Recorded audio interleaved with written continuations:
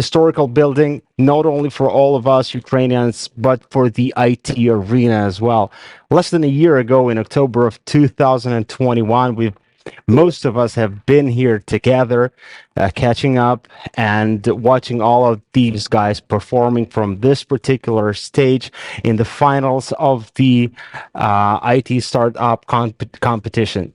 So today, unfortunately, we have to be streaming live from Lviv Opera Theater because of the Russian invasion. However, no matter we are in the very middle of the war, we are definitely going to win this one. And there's this other war going on, which we're definitely going to be talking about further. We are talking here today about IT technologies. We are talking about know-how, and we are talking about digitalization. I remember this absolutely hilarious meme because we are talking about memes today. So the theme for the IT talk, IT arena talk today is the great meme war, how social media is altering Ukraine's invasion. Some of the questions we will be debating here are the following. So we are wondering, what is the meme war? We want these people talking to us today online to clarify on that. How is social media reshaping Ukraine's invasion? What impact do Russia's misinformation campaigns have on Ukraine's war? And is social media a new type of weapon? And in all of this rapid change, what is the next evolution for the social media? There are these fantastic speakers lined up for our event today, and I want to introduce these extraordinary people to the audience, to you guys. So we've got this beautiful 20-year-old Ukrainian TikToker who became an influencer almost overnight. Please welcome Marta Vasiuta. Hi.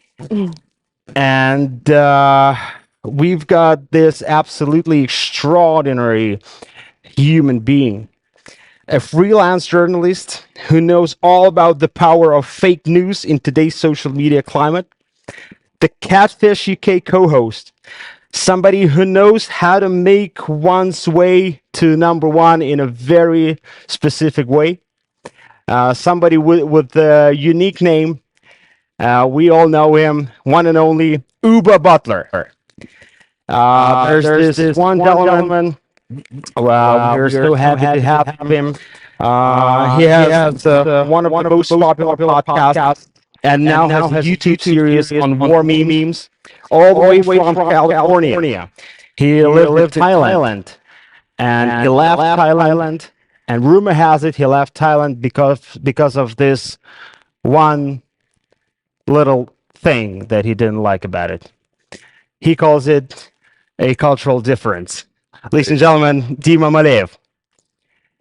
And I've got a huge honor to introduce to you guys my colleague here, somebody who will be moderating the talk, a freelance journalist and a regular Wired contributor, best known for his book TikTok Boom, China's Dynamite app, and the superpower race for social media, Chris Stokes-Walker. Hey, Chris.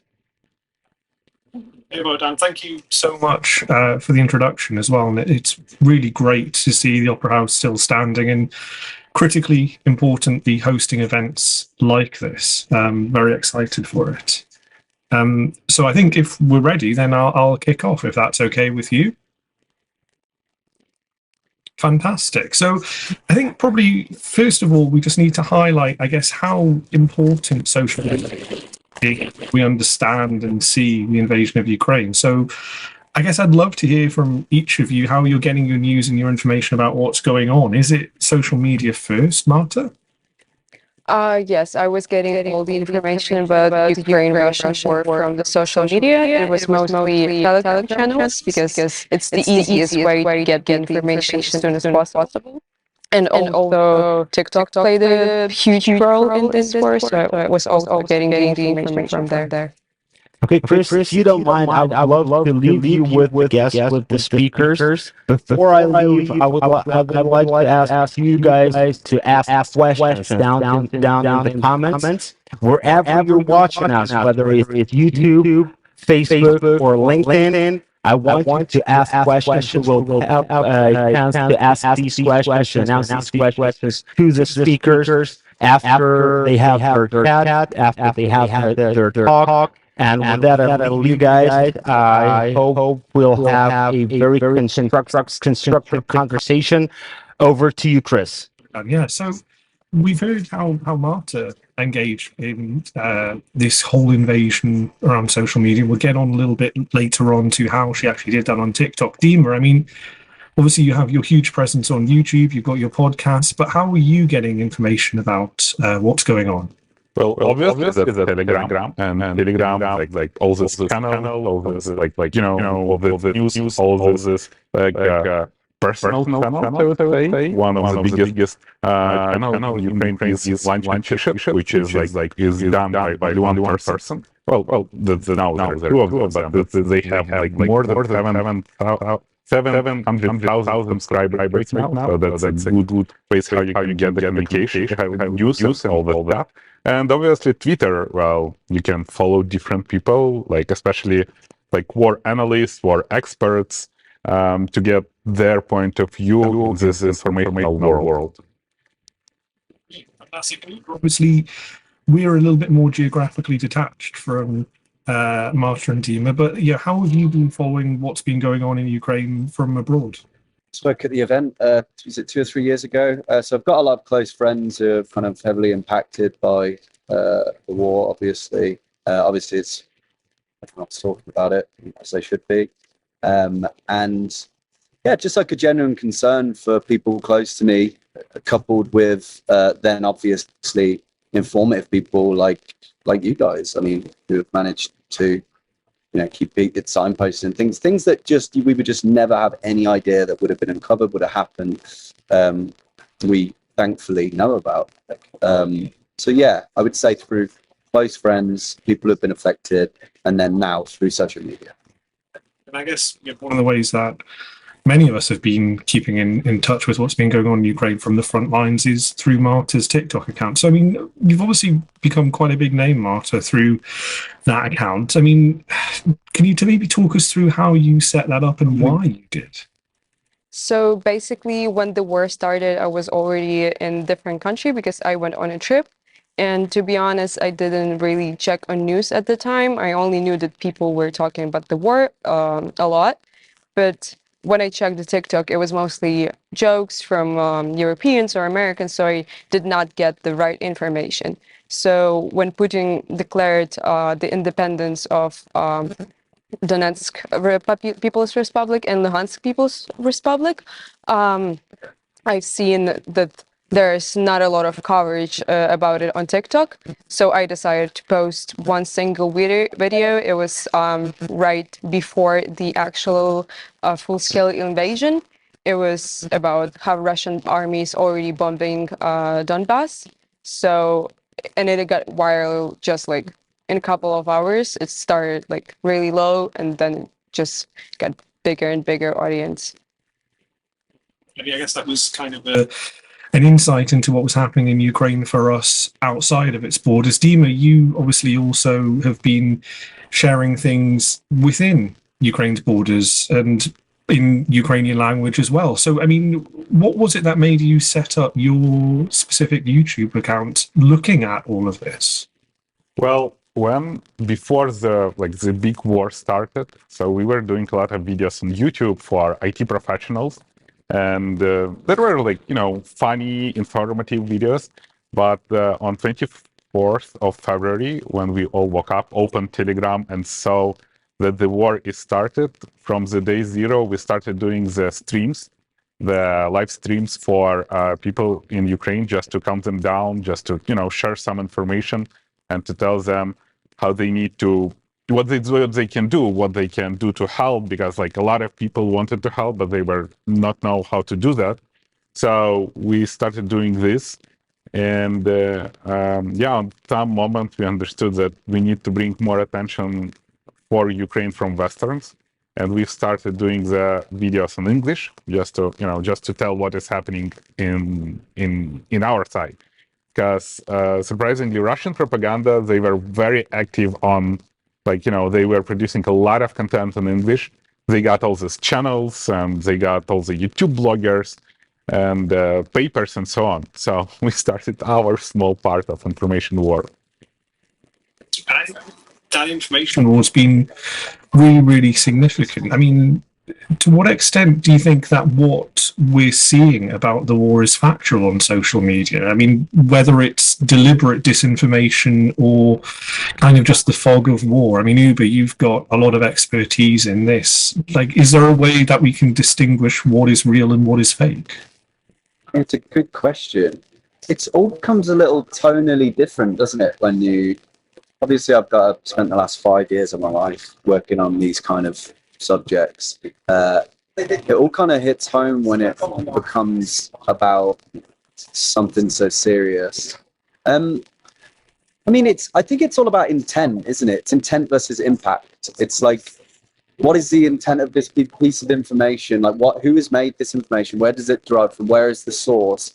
What was it intended to do? I mean, it's quite clear that, I mean, obviously, like Russia today, like the RT, things like that, Russia's built up for so long this kind of misinformation whole sphere that was so well established before the war, that it's sort of like, it was interesting how quickly, and I think through the good work of you guys, like it was able to be pulled down and actually regulate for the first time. So I think when genuine people are being affected, it all of a sudden becomes easier to deduce what's bullshit and what's not. I find it quite difficult to relate it to the things that I do. I know that's not really useful for the discussion, but just because it's so serious.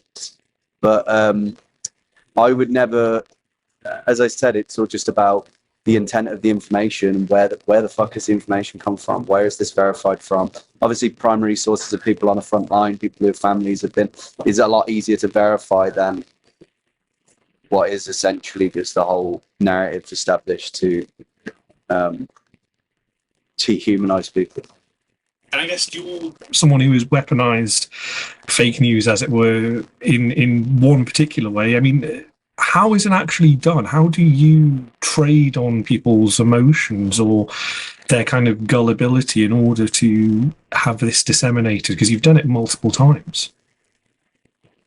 Yeah, I guess it feels slightly different, but for me, what it was always trying to establish what a part of society where there was a lot of misinformation happening. Sorry, disinformation, not misinformation. Disinformation being deliberate. So as a part of society where there's a lot of disinformation occurring, like for example, in selling people a dream instead of food in restaurant culture, or in fashion where it's like people buying into the idea of something it's buying into the sizzle as opposed to the steak, as the saying goes. It all relies upon people's insecurities and what people want to believe, doesn't it? So in terms of selling a piece of misinformation, I mean the way that the narrative of which that Russia has used it's different, isn't it? I guess they've used fear. That's what they've used to make the people within their country to pressing. No, you don't know how much of the numbers you can trust in terms of what people's actual opinions within Russia, but it seems to be very effective. Selling the idea of fear to people, but wherever I've done it in the past, it was always selling the idea of a dream, the idea of exclusivity, the idea of giving people something that not allowing people to have something has always been what I've used in these experiments, which are supposed to show how powerful misinformation and disinformation can be today. And I mean, Russia's traded on fear. Marta, your TikTok has kind of traded on hope. I mean, what was it that you felt was necessary to actually create your TikTok account? What was the kind of bit of disinformation or Russian propaganda that you saw that made you want to actually show what life is really happening, what life is really like in Ukraine? Yeah, so the reason was because people seen only the information from like news channels.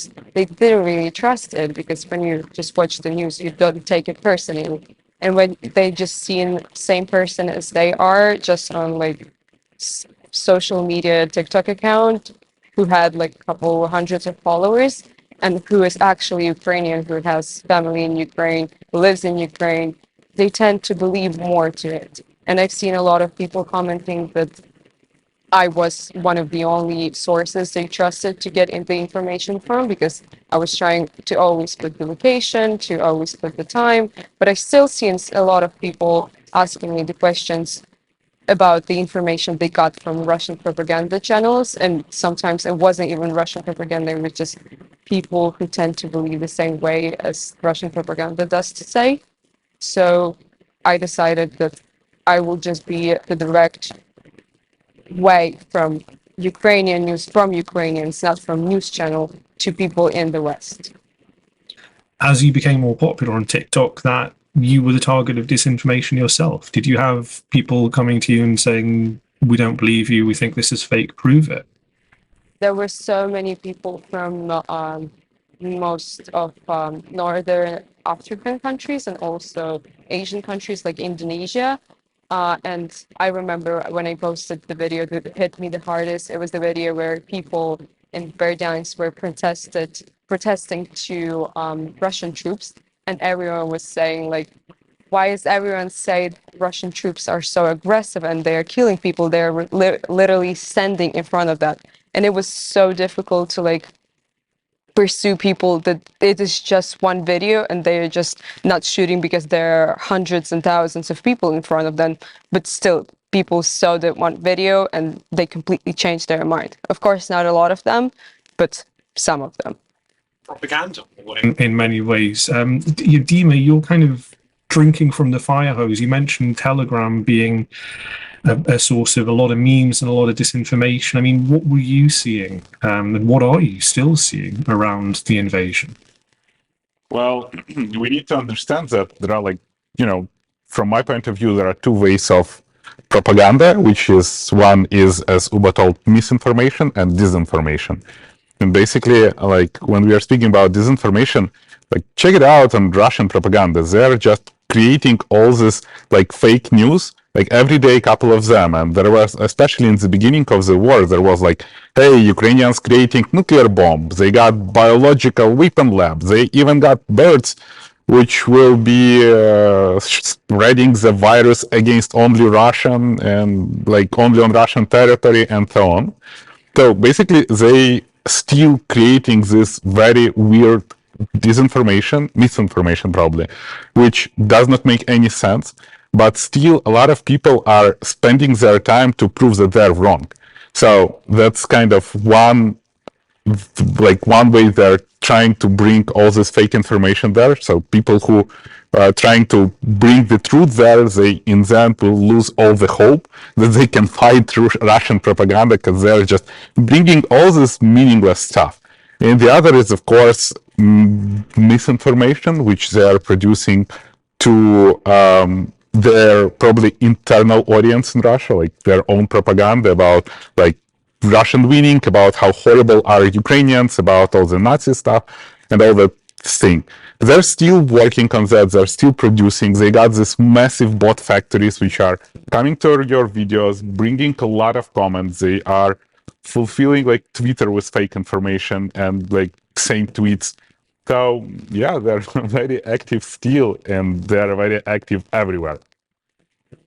You mentioned, I guess, the grinding down effect of disinformation and misinformation. I mean, Dima, have you ever been ground down through that in this whole several month long ordeal? Has there ever been a point where the disinformation and the misinformation being pumped out was so much that you started thinking, well, actually, this is going worse than we thought? Well, to be honest, it's very easy to understand where is misinformation when you live in Ukraine. So you basically understand that almost everything produced by Russia is a bullshit. So you're not questioning this. And maybe in the beginning, people like were, thinking maybe there is some logic on this information, but then they got through some red line on bringing so much misinformation or disinformation that right now we just when Russia lies when they speak. So that's basically where we are now.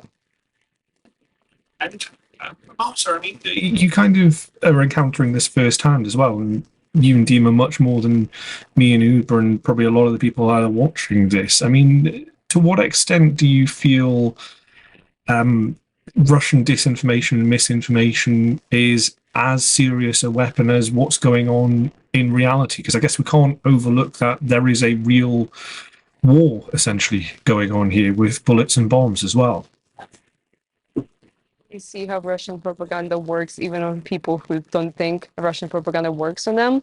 The great example is Maria Ovsyannikova, who even Ukrainians believe too, and it was still a part of Russian propaganda. And I've seen a lot of people from the UK or Americans saying, oh my God, this woman is so brave, but now this woman spreads lies about how Russians are suffering in Europe, in other countries, and it's not only Russians, it's only Russian government who's guilty in this.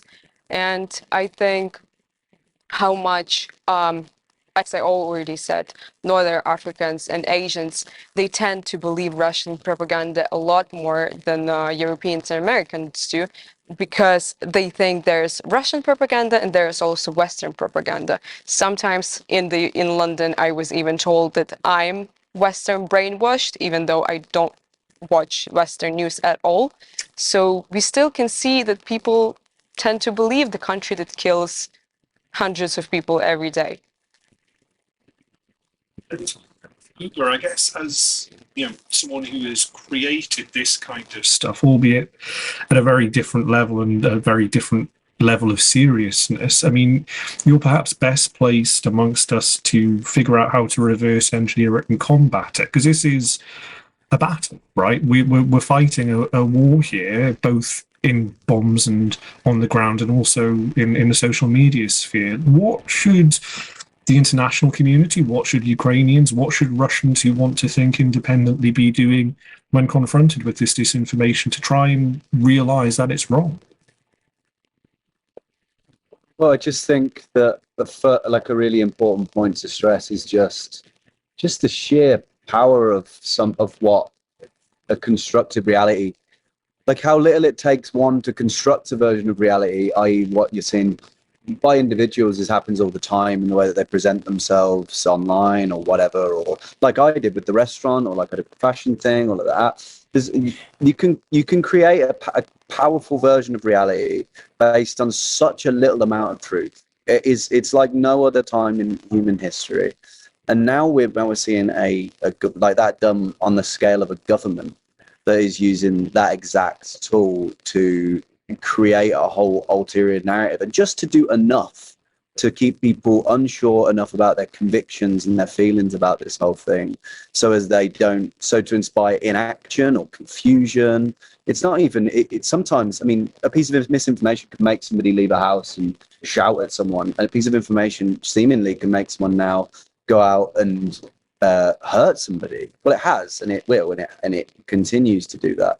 I mean, it's really difficult for me to exactly say. I mean, I think that to be positioned to combat something like this, I mean, I think there's been a consistent sort of narrative around the work that obviously Ukrainian people are doing with their kind of own intuition is by telling the truth, and simply by creating viral I mean, I've seen some insane level of just like I saw there was a hashtag where people are like an OnlyFans style hashtag where people are selling pictures of themselves to fund the military, like Ukrainian. So that's so clever and interesting. or there was something else, just the consistent. I mean, you obviously, Chris, have spoken so much about this, but like the memes and things that have come out of the, I mean, that consistent viral content and stuff that's clever enough to cut through is clearly so effective. And the only reason Russia has been pushed back and not been able to get their way, well, there's loads of reasons, but one of the reasons has been the amazing work done by people with smart intelligence and to be honest, just admirable humor. Like it's unbelievable, really, that the level of kind of, I don't know, just the bravery required to sort of create something when, you know, you're at risk and your life's at risk, your country's at risk, to create something that's so, I don't know, one, humorous, two, effective, and three, that's their worst nightmare, because they're a government in the end, and if public opinion globally swings against them, it's a bad fucking problem for them. So that was what I would say, is continue to create interesting ideas that spreads the truth, as opposed to, obviously, the ulterior, which is disinformation.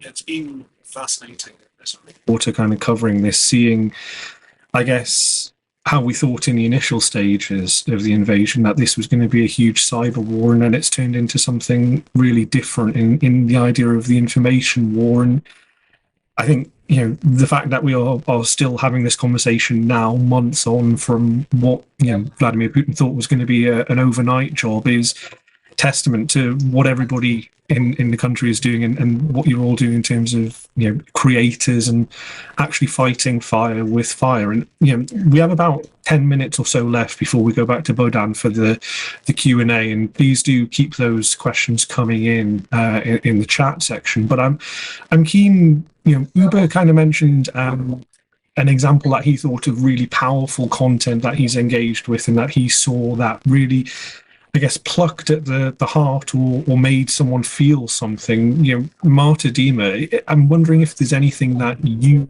can kind of particularly remember over this last whirlwind 4 months that you've seen online, where you really stopped in your tracks and you thought this stands out in some way, whether it's powerful disinformation that you saw from Russia to try and persuade, you know, your fellow country people to give up, or if it's something that you saw from, you know, compatriots who were really inspiring for you. Obviously, to be honest, I'm not like, you know, stop and look on Russian propaganda. I like, honestly, I believe that they're not creative enough just to take your attention for some longer period.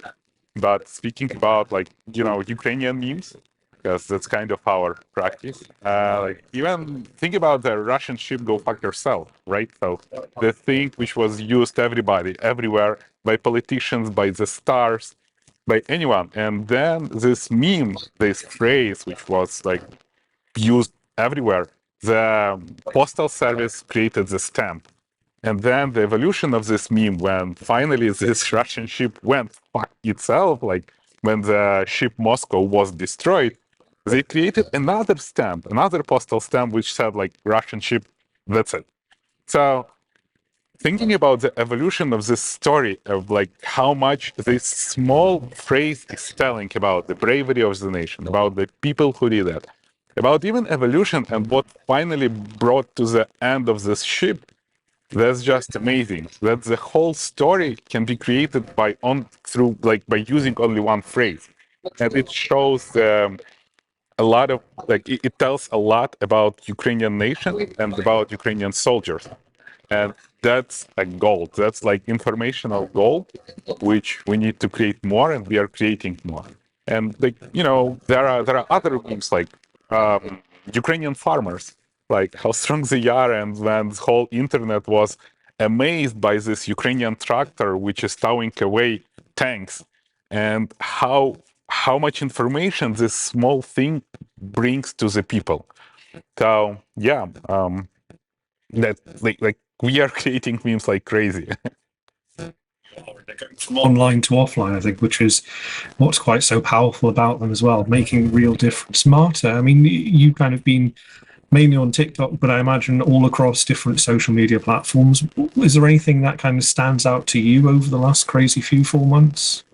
Yeah, for me, my favorite one was when I found the video of like Russian parents on Victory Day in Russia, and some Ukrainians decided to do an edit of this video, and they put all the stuff Russians stole from Ukrainians on their tanks. So actually, it looked like a parade of tanks with like washing machines and kettles on them. And a lot of people didn't get the joke because they didn't know that Russians are actually shocked that Ukrainians have toilets and washing machines in their homes. So they were asking, and it's also a way of bringing the information. And also, I like how all the Europeans and Westerns like the video when the woman said to Russian soldier to put the sunflower seeds in him. So that's how they seen brave Ukrainians are. I'm kind of reminded when Marta talks about the idea of, the old woman telling the soldier to put sort of sunflower seeds in his pocket. I'm reminded of, moments like Tiananmen Square and things like that. I mean, how important is iconography in sort of grasping the narrative of these sorts of things? Sorry, can you say it once again? Yeah, no worries. I was asking Uber if how important iconography is in grasping these sorts of things, but I think by the fact that he's frozen, that we may have lost him. But it kind of reminds me, I think, of things like Tiananmen Square and the revolution there, and images from Vietnam. You start to see these iconic things, and you're really creating a fascinating narrative. Uber, I don't know if we've got you back, and I might have just waffled and taken all your points there, but I don't know if there's anything that you think you can add. No, don't silly. You have got me back. Was the question about just the effect of iconography on the whole thing? Yeah, so Marta talked about the idea of the old sort of Ukrainian babushka who gave sunflower seeds to a Russian soldier, and that kind of sticks in the mind. I mean, how important is it to craft those sorts of moments, to demonstrate those sorts of things, to gain the narrative advantage?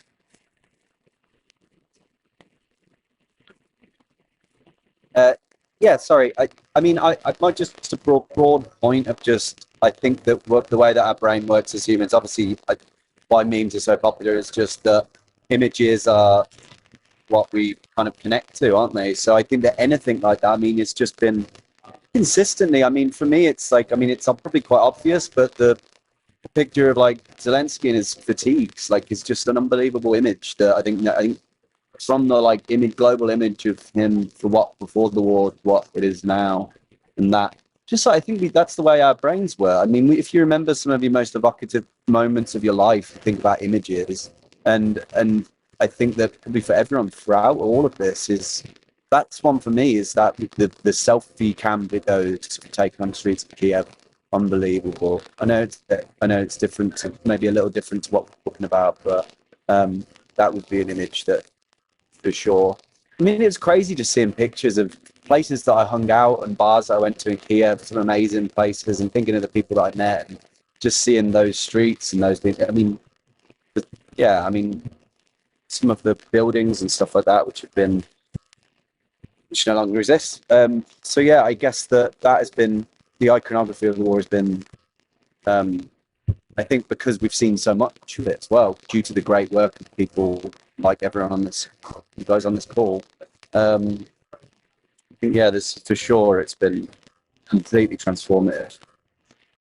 And I guess with the good, we've also seen the bad, and we've talked about, I guess, disinformation here, and also the positive effect that social media has. I mean, Dima first. I mean, we know that Russia's to blame for almost all of this, but what role do the platforms play in this? What role does social media in general have in being responsible for the bad alongside the good?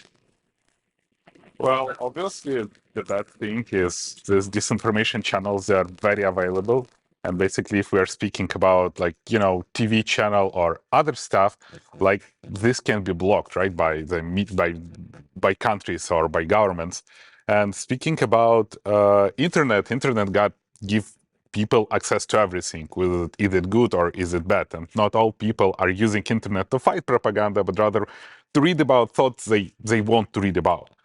And speaking about the good effect, like obviously that's a huge fight against propaganda. So you can search of another information, not just like from different information source. But the other, I think that which is super important right now, which Uba actually told as well, that fundraising.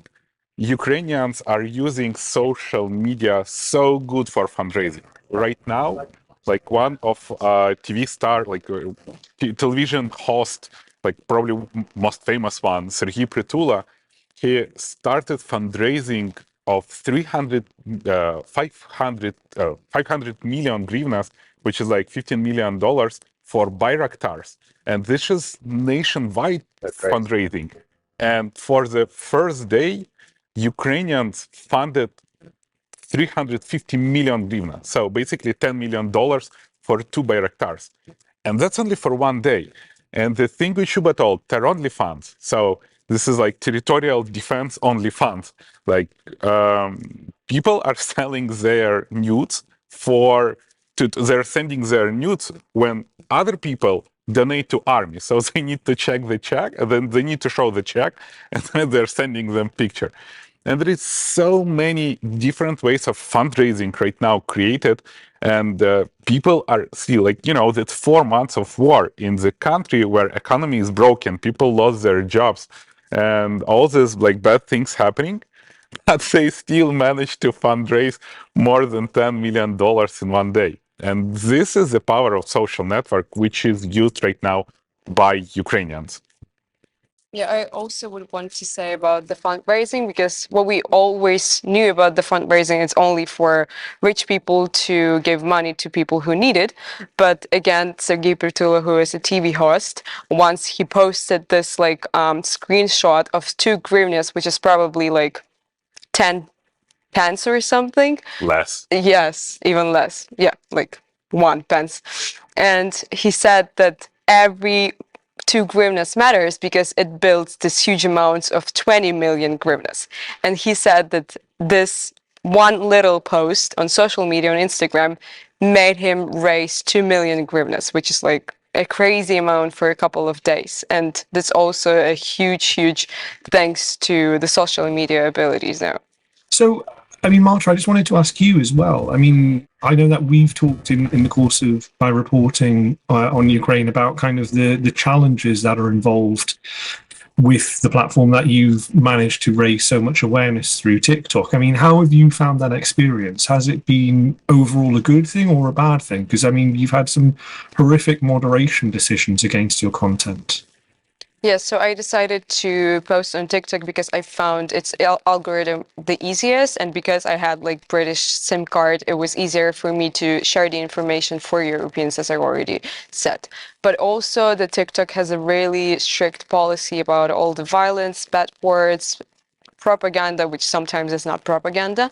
So on the second day of me posting the videos about the war, I posted this video when the Russian tank drove over a car of a Ukrainian somewhere in Kiev, and it got blocked like an hour ago, so I couldn't post for 3 more days. I couldn't comment, I couldn't do anything, only like be in view mode. And then they just review it once again, and they blocked me for even longer. So when it was the most important days of sharing of all the information about Ukraine, I could not do it. So I decided to create a new account and post on it. But still, as I had a bigger audience on my previous one, it was not the thing I wanted to do. So Chris obviously helped me to get my account back, so I continued to post it. But now sometimes I also get shadow banned because of the things I comment, because of the things I post. A lot of people, I probably think, are reporting my account. Sometimes it could be Russian bots, sometimes it could be Russia's fans. So as I see sometimes when I put either Ukrainian flag or hashtag Ukraine on my video, it just doesn't get to people who don't follow me. So it doesn't get on my For You page. But if I post different video, it gets there easily.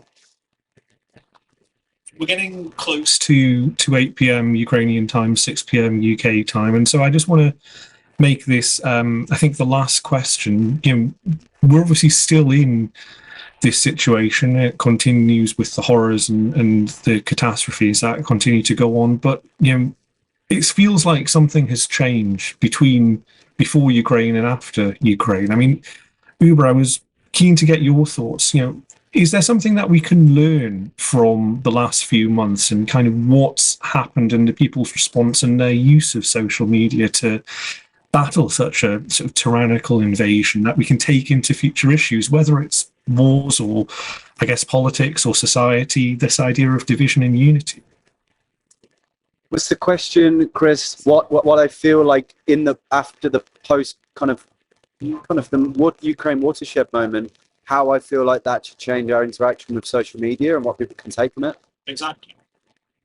Well, I think that it's unbelievably compelling. I think now that probably the best thing that in a society where kind of people have been failed by political systems, people are being failed so much by their circumstances.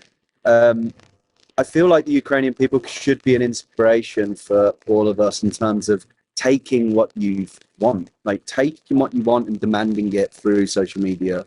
I mean, making what lesson or what do we want communicated? All right, okay, well, let's make the most interesting thing we can that communicates that. I feel like that would be my thing. It's just sheerly just a thick line underneath what can be achieved if people give a shit and they're clever enough and they're willing to fight. I truly hope that we take the best that we can from that, and that we demand a better society from it. And I appreciate, and you guys have paved the way, shown a light. We're with you, and I'm sorry for my internet to cut out, so I'm struggling to completely involve in the discussion. But thank you for your hard work and your bravery. You got you, don't worry. And thank you for that. Dima, I mean, what do you hope that people either within Ukraine or people outside of Ukraine take from all of this? Well, I think people outside Ukraine should, take an importance of internet and basically access to information, and understanding that internet is not only access to information but for disinformation as well. And there are like so many tools, there are so many great technologies which can be used to fight even, during this war, when the way bigger country with way bigger army can attack small and peaceful country.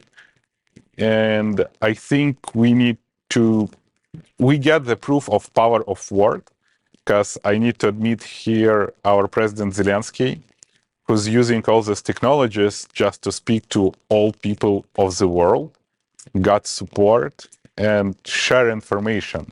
And,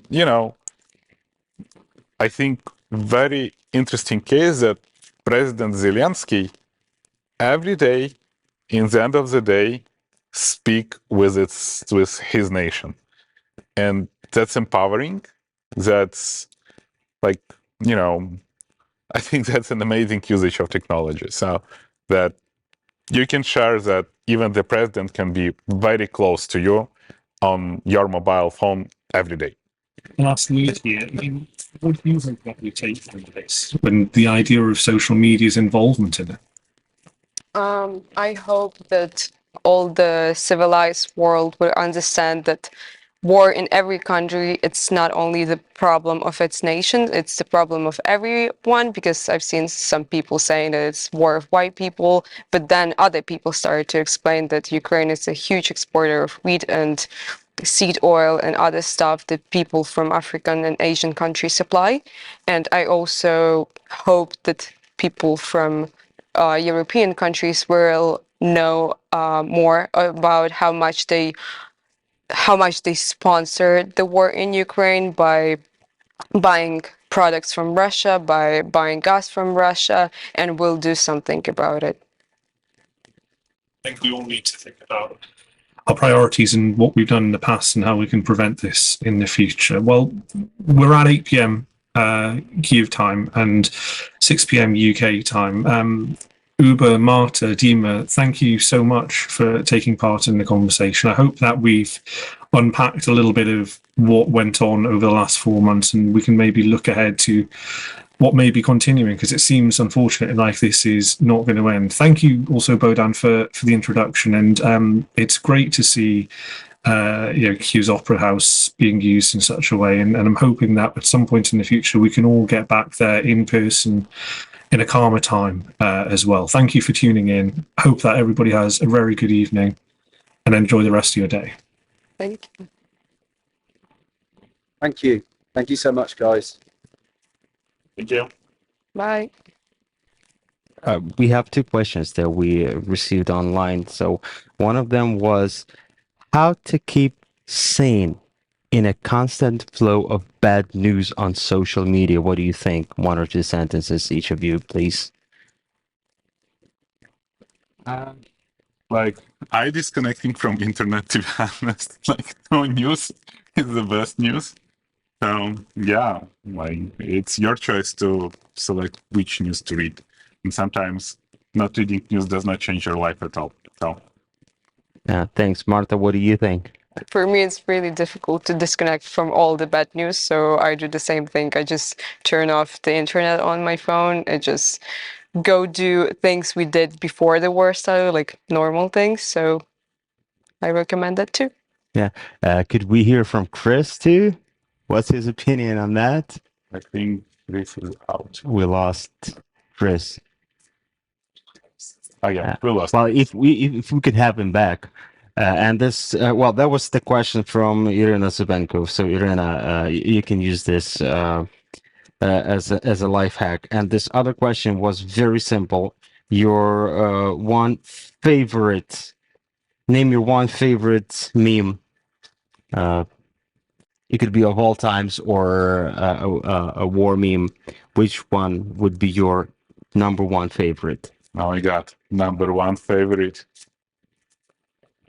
I don't remember. It's called the fire. The house is on fire, when there was a fire, and then the lady was like, saying how she went away and she thought that her house is on fire, and she like, the fire is on fire. So that's that's meme of choice for me. All right. What would be your favorite one? I'm not really good at memes because there are so many of them that I forgot just all of them. But I think how Ukrainian people pretended Palyanytsia meme, because I think for Ukrainians it's really important and really a great meme. Yeah. Well, can I share mine? You know what my favorite would be is this one from the Office show, the Office series. So if somebody would come up to me and say something like something about the brotherhood of Ukrainian and Russian nations, I would just go, "No, God, no, God, please, no." Okay. So, ladies and gentlemen, I hope you were enjoying this stream, and this is the way we can be catching up for now. Hopefully, in 2 or 3 weeks. Okay, that's another. Yeah, I don't know, 3 weeks. That's another meme. Arestowicz. In 2 or 3 weeks, we will probably get together. Yeah. We don't have Chris. That's better. Right. So in probably 2 or 3 weeks, we will get back together again offline. Maybe later, maybe sooner. We don't know for now, but we are hoping that the IT arena will bring back together all of these amazing people talking about IT technologies, talking about progress, talking about business, talking about making money, and talking about growing not only the Ukrainian economy, but the economy of the whole world, which we've been doing for 8 years already. The great meme war, we are winning this one too. And hopefully we are winning both of those games. Not only the meme war, not only the war with the Russian Federation, and the most, well, you were talking about your favorite, we were talking about our favorite memes. I would say the most important meme for us is for the Russian warship to know what to do. Okay, We already told it a couple of right. times. So, I'm summarizing what's been happening. just like Okay. you can use the words. Um, uh, thank a big thank you to all of you watching us online. I hope you will join us in a couple of weeks when we will be streaming another talk from the IT arena. For now, I would like to say a big thank you to the guys who have been with us, freelance journalist and author of the TikTok boom, Chris Stokel Walker.